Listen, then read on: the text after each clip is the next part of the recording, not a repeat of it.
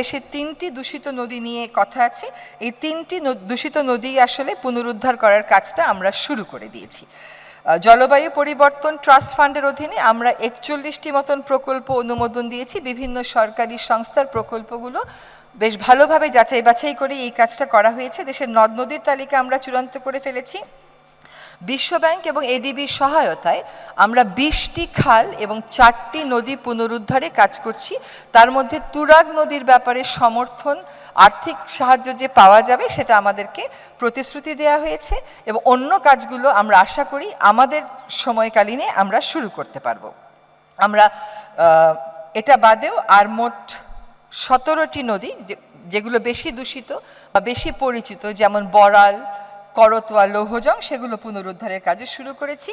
আর নদীর স্বাস্থ্য রক্ষায় আমরা একটা নতুন কনসেপ্ট নিয়ে এসেছি, এটা হচ্ছে হেলথ কার্ড দেওয়া। ঠিক যেরকম মানুষের হেলথ কার্ড থাকে, ওরকম নদীরও একটা হেলথ কার্ড থাকবে। আমরা পিরিয়ডিক্যালি ওটা মনিটর করে করে দেখাবো নদী দূষণের অবস্থা কী।